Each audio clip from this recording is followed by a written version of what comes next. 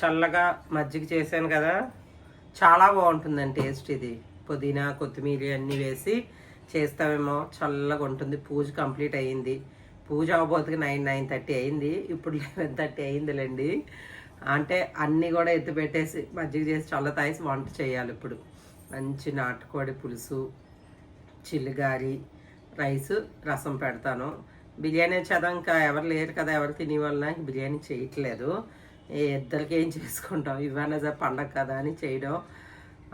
ఇంకా అందుకనే ఇప్పుడు ఈ మజ్జికి ఇంత ఐస్ మనకు ఉదయం టిఫిన్ తినకపోయినా ఇలా మజ్జిగ, అది కూడా ఎండాకాలం మెయిన్, ఇలా మజ్జిగ అవనివ్వండి, బార్లీ అవనివ్వండి, సబ్జాలు అవనివ్వండి తీసుకుంటే చల్లగా ఉంటుంది.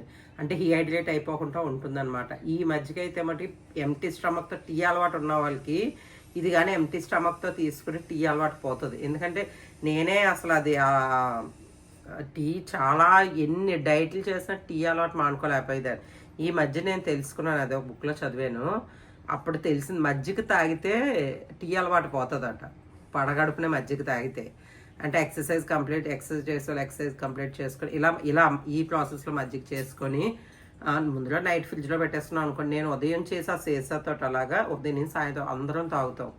ఉదయం నుంచి సాయంత్రం వరకు అలా ఫ్రిడ్జ్లో పెట్టేసుకొని తాగాలని కూల్ డ్రింక్ అలవాటు ఉన్న వాళ్ళకి కూడా పోతుందండి. ఎందుకంటే మజ్జిగ అచ్చు విశాఖ డైరీలో కానీ హెరిటేజ్లో మీరు ప్యాకెట్స్ కొంటారు కదా, ఆ టేస్ట్ వస్తుంది. ఒకసారి తయారు చేసి చూడండి. మనకు ఒకవేళ ఓన్లీ మజ్జిగ వీడియో అంగా కావాలి అని కామెంట్ చేస్తే ఖచ్చితంగా ఒక వీడియో అన్నా సరే చేసి చూపిస్తాను. అంటే మీకు అర్థం కాకపోతే ఇలాగా ఒకటి కమ్మగా, మైండ్ రిలాక్స్గా, కడుపుకి చల్లగా చాలా బాగుంది. ఇది కంప్లీట్ చేసి ఆకలి కూడా క్రేవింగ్స్ ఉండవు. ఏదైనా తినాలి అనుకున్నప్పుడు క్రేవింగ్స్ అన్నది ఉండదు. ఈ మధ్య కొద్ది తెలుసుకొని స్టార్ట్ చేద్దాము అని అనుకుంటున్నాను. ఎవరికైనా సరే కొద్దిగా మనిషి ఉబ్బుగా కనిపిస్తే వెయిట్ లాస్ అవ్వాలని అనుకుంటారు కదా, కానీ ఏవో చిన్న పాటిస్తే కొద్దిగా రిజల్ట్ ఉంటుందని నా అభిప్రాయం.